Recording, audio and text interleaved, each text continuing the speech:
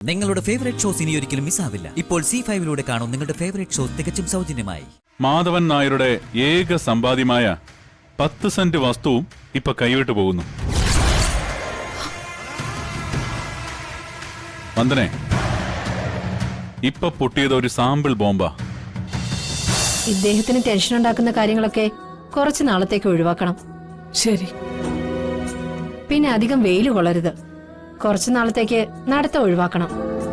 സ്ട്രെസ്സുള്ള ജോലികളൊക്കെ മാക്സിമം ഒഴിവാക്കണം. ടെൻഷൻ ഇല്ലാതെ ഫ്രീ ആയിരിക്കണം. മരുന്നിനേക്കാൾ വലിയ മരുന്ന് അതല്ലേ? ശരി.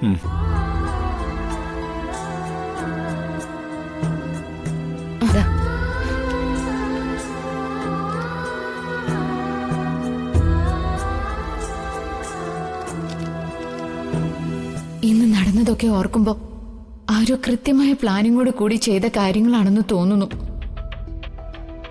ആരായിരിക്കും ഇതിന്റെയൊക്കെ പിന്നില്? ഏതായാലും അവരിനി വെറുതെ ഇരിക്കില്ല. മോളെ, നീ എന്തായി ആലോചിക്കുന്നേ?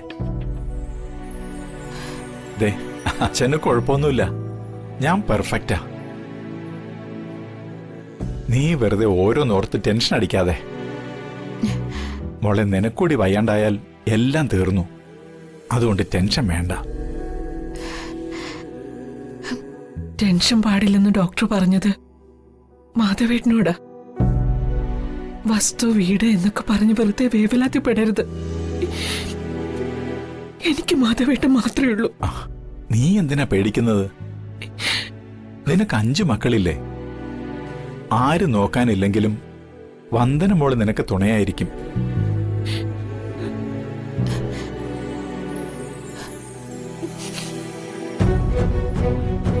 ആരൊക്കെ ഉണ്ടായാലും മാധവേട്ടനുള്ളതുപോലെ ആവില്ല.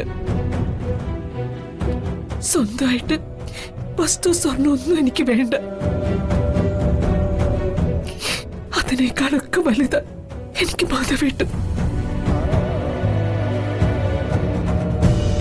അമ്മേ, അച്ഛൻ ചോര നീരാക്കി ഉണ്ടാക്കിയ ഭൂമിയാണ്.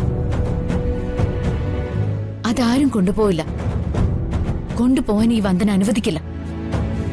ഇതിന് പിന്നിൽ ആര് കളിച്ചാലും ആ കളി ഞാൻ അവസാനിപ്പിച്ചിരിക്കും. നമ്മുടെ ഭൂമി കയ്യേറാൻ ശ്രമിക്കുന്നവന്റെ അവസാനം കാണാതെ ഈ വന്ദന പിന്മാറില്ല. ഇത് ഞാൻ അച്ഛനും അമ്മയ്ക്കും തരുന്ന വാക്കാ.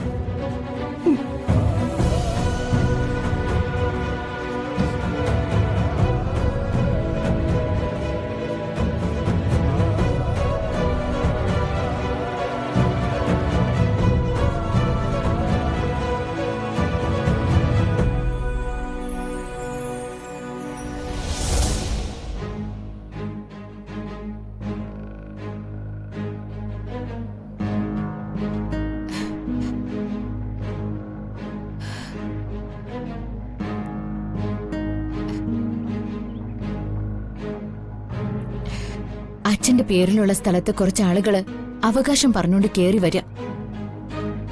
അവിടെ അവര് കെട്ടിടം പണിയാനുള്ള തയ്യാറെടുപ്പുകൾ തുടങ്ങുക. നമ്മുടെ കയ്യിലുള്ള ആധാരത്തിന്റെ ഫോട്ടോ കോപ്പി അവരുടെ പക്കലും ഉണ്ടാവുക.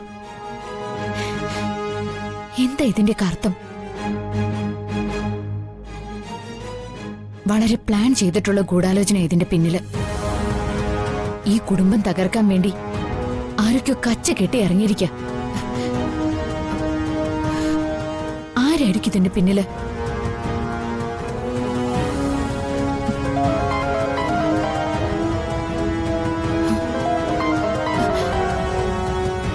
സാഗറാണല്ലോ വിളിക്കുന്നത്. ഇതെന്തിനായിരിക്കും? വന്ദനെ, ഞാൻ സാഗറാണ്. മനസ്സിലായി. എന്താ ഞാൻ വിളിച്ചേന്നാവും പറയാം. വന്ദനെ, നിന്റെ വീട്ടിൽ എന്തൊക്കെയാ സംഭവിച്ചുകൊണ്ടിരിക്കുന്നതെന്നല്ലേ നീ ഇപ്പൊ ആലോചിച്ചോണ്ടിരുന്നത്? എല്ലാം അറിയുന്നവനാ ഈ സാഗർ. അവിടെ എന്ത് സംഭവിച്ചാലും ഈ ഞാൻ അറിയും. ഇപ്പൊ സംഭവിച്ചതും ഈ പാവം ഞാൻ അറിഞ്ഞിരിക്കുന്നു. എന്താ ഞാൻ പറഞ്ഞ ശരിയല്ലേ? മാധവൻ നായരുടെ ഏക സമ്പാദ്യമായ 10 സെന്റ് വസ്തുവും ഇപ്പൊ കൈവിട്ടു പോകുന്നു. വന്ദനെ, ഇപ്പൊ പൊട്ടിയത് ഒരു സാമ്പിൾ ബോംബാ. ഭൂമിയുടെ നെഞ്ച് തകർക്കുന്ന ഉഗ്രൻ ബോംബ് പൊട്ടാനായി ഇരിക്കുന്നതേ ഉള്ളൂ. നിന്റെ അച്ഛന്റെ സ്വപ്നഭൂമി തകർന്ന് തരിപ്പണമാകുന്ന നല്ല ഉഗ്രൻ സാധനം. എന്നെയും എനിക്ക് വേണ്ടപ്പെട്ടവരെയും നിരന്തരം ഉപദ്രവിച്ചുകൊണ്ടിരിക്കുകയല്ലേ നീ? അതിനിയും നിർത്തിയില്ലെങ്കിൽ ഞങ്ങളുടെ തിരിച്ചടി നീ താങ്ങില്ല. ഒരുപക്ഷെ നീ അത് താങ്ങിയാലും നിന്റെ അച്ഛനമ്മമാർ അത് താങ്ങില്ല. എല്ലാം ഒറ്റ നിമിഷം കൊണ്ട് കത്തിച്ചാമ്പലാവും.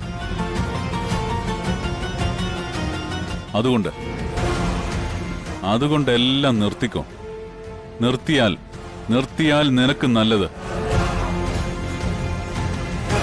വന്ദനെ, ഞാനൊരു പാവമെന്ന് വെച്ചാ ഒരു പഞ്ചപാവം. ഞാനായിട്ട് ആരെയും ഉപദ്രവിക്കില്ല. ഉപദ്രവിക്കാനായിട്ട് വന്നാൽ വിട്ടു കൊടുക്കുകയില്ല. മര്യാദയ്ക്ക് നീ നിന്റെ വഴി തേടി പോയാൽ നിനക്ക് കൊള്ളാം. ഇല്ലെങ്കിൽ ആദ്യം ഇല്ലാതാവുന്നത് നിന്റെ അച്ഛനായിരിക്കും.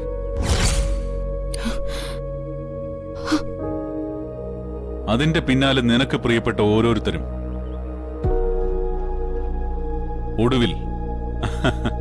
ഒടുവിൽ നീ.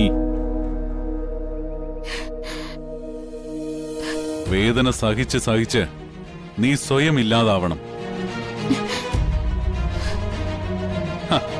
അതാണ് സാഗറിന്റെ ഒരു ശൈലി. അതുകൊണ്ട് എല്ലാം നിർത്തിക്കോ.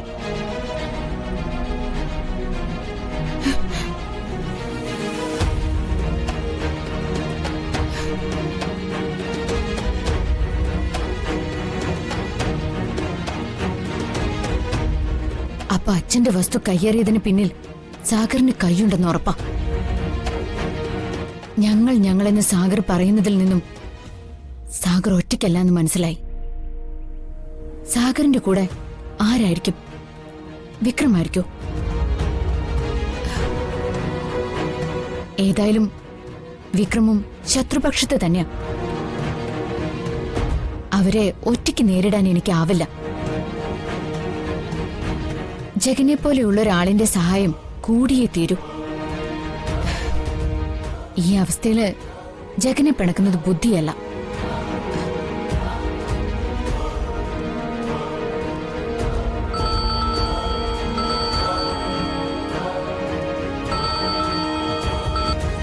ഹലോ വന്ദനെ. അതെ, ഞാനിപ്പോ വന്ദനെ കുറിച്ച് ഓർത്തതേ ഉള്ളൂ.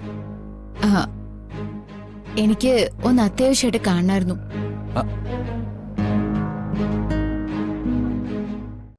ഡൗൺലോഡ് ചെയ്യൂ C5 ആപ്പ്. കാണൂ എല്ലാ എപ്പിസോഡുകളും സൗജന്യമായി.